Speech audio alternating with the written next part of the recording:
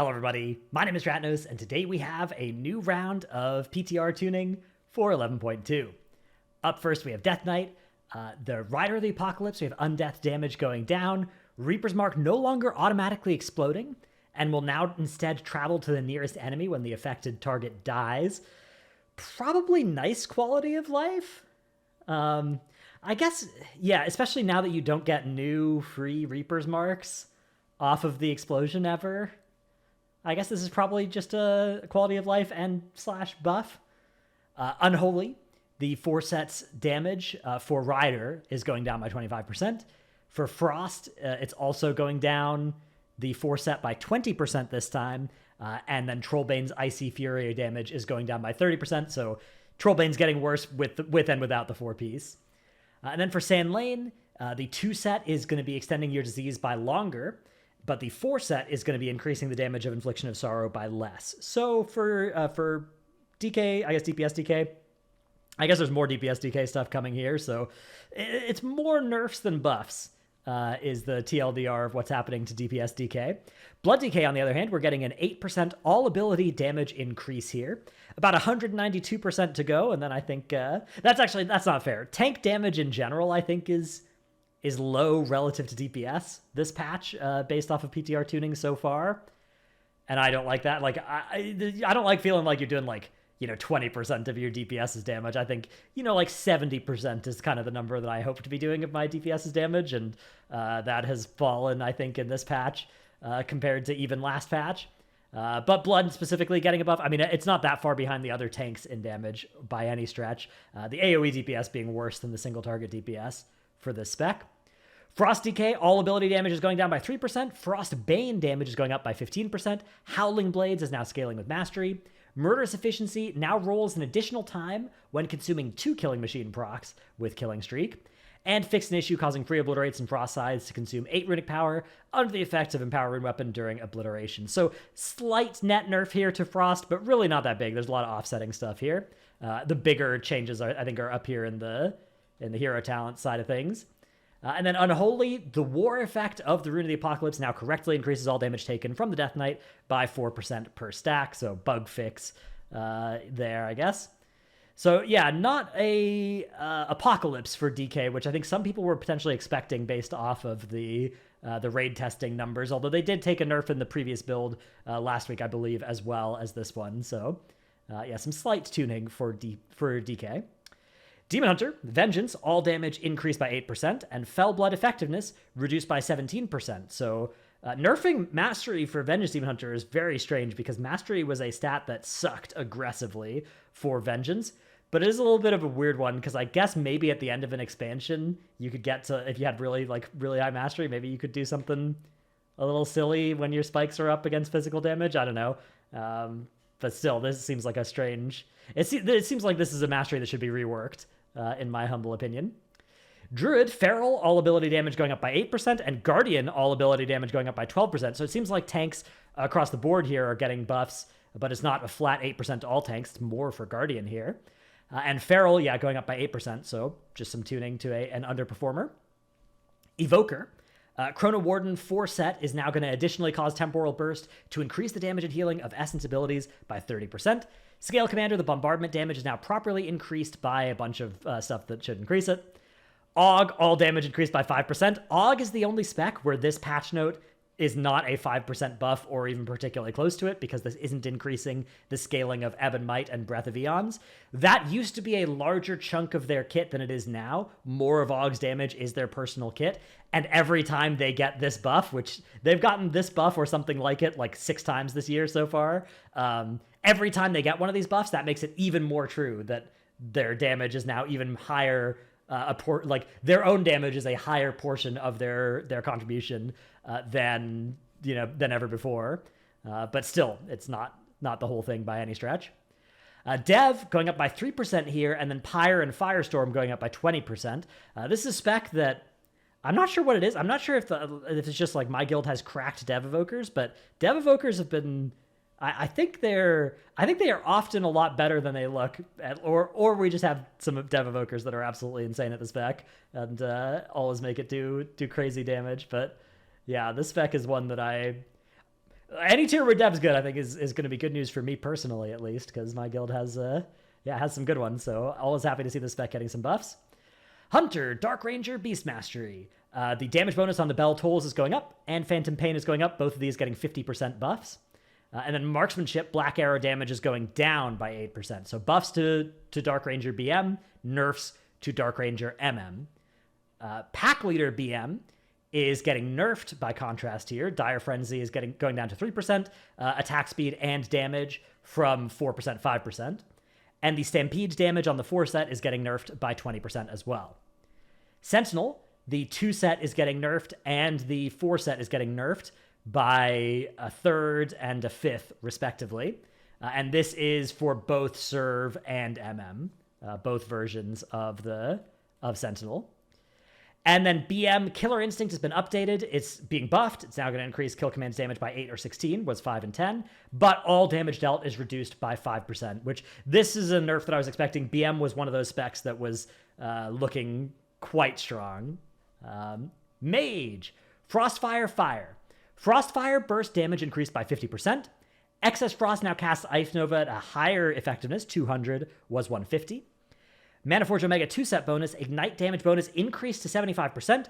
Frostfire Bolt damage bonus increased to 8%. Frostfire Burst, Ice Nova, and Comet Storm damage bonus increased to 15%. So some buffs across the board here to Frostfire Fire. Frostfire Frost, on the other hand, is getting a nerf to the 2-set, down to 25% Ignite effectiveness from 30%. And then we have some fire changes. Dev notes, Fire, particularly Sun Fury, has been overperforming since the last tuning pass. We'd like Fire's damage spells to continue to hit hard, so we're nerfing Ignite instead. First of all, this is true. This was a spec that we were looking at playing a bunch of if this nerf hadn't come in. Now, specifically nerfing Ignite instead of the damage of the spells is something that's going to hurt Fire's like AoE ability or sort of the free cleave that they get, in addition to their single target. But yeah, Ignite damage down by 10%, Controlled Destruction, Ignite damage bonus per stack down to 0.3 was 0.5, and Meteor damage is actually going up a little bit. But yeah, by and large, this is a sizable nerf here to the spec. My suspicion is this spec is still going to be fairly high DPS for Sun Fury Fire. And then Frostfire Fire, they buffed a lot of stuff for Frostfire Fire because they didn't want to... They just wanted to nerf Sun Fury Fire. They didn't want to nerf Frostfire Fire, so they nerfed Fire's kit and then buffed Frostfire Fire with the idea, I think, of Frostfire Fire staying about where it was and Sun Fury coming down a little. Although, again, this is probably only, 7% net or something, 6% to Sun Fury Fire. So, and that spec looked maybe a little bit more than that, better than the rest, especially given how comfy it was. It wasn't comfy in terms of APM. It was comfy in terms of you could do a lot of movement while doing your rotation. Okay, Paladin, Herald of the Sun. Fix an issue that caused Dawnlight's tooltip to display that it grants 6 stacks of Dawnlight instead of the intended 2. There you go. There's your Herald of the Sun fix. And then Holy Pillars of Light, Beacon of Virtue healing increased by 25%. Yeah, I saw Ellesmere tweeting something about wanting some Holy Paladin buffs. Here they are. I'm sure these are just massive Holy Paladin buffs, and the spec is totally fine now. Shadow Priest. Mind Blast damage increased by 30%. Does not apply to Void Blast. Mind Flay Insanity damage increased by 20%. Halo damage increased by 30%. Psychic Link now causes direct damage to inflict 40% of their damage on all other targets affected by Vampiric Touch, was 35%. I do this bit. Okay, so they've not nerfed or buffed Psychic Link maybe 15 times now since the ability's been introduced. And sometimes I do a bit where we look at the roller coaster. I'll do that next time they change Psychic Link. I'm sure it'll be, in the next few months. But for right now, you should know that 40% is a high watermark for this ability. This has never been this high before. So a lot of damage on Psychic Link right now. Insidious Ire is getting nerfed here to compensate. I would say this looks like Shadow is going to be sick this tier. Buffing the Psychic Link side of things as well. I guess this is a pretty large nerf to Insidious Ire, so maybe this is still a pretty big net nerf, but increasing the percent of their damage that cleaves, I don't know, that's dangerous, especially on fights like Forge Weaver in the raid, even like Nexus King potentially during the burn phase. Yeah, this spec could be absolutely bonkers. Okay, Shaman, Farseer, Ellie. Ancestor Chain Lightning damage going up by 40%. Totemic Enhancement, fix some buggy wuggies. Elemental. Okay, we've got big Ellie buffs. Oh, Wow, they buffed Ellie last week as well, but here comes some more. Ellie Blast up by 25%, Lightning Bolt 35%, Lava Burst 35%, Frost Shock 50%, Earthen Rage 35%, Earth Shock 25%, Ice Fury 35%. My suspicion with the size of these numbers here is that Ellie is going to be high damage now, because Ellie was pretty low damage, but these are some big numbers. But again, my knowledge is, I've got a lot of breadth of knowledge of how the different specs are looking, but not a lot of depth of knowledge, so a lot of that is a guess.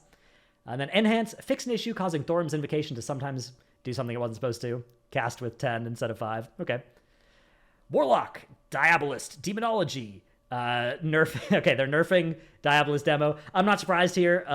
The thing that I'm actually a little surprised to see is no changes to Destro. I think Destro's sleeper OP as well, but Diabolist demo was looking turbo OP, and they're taking some nerfs here.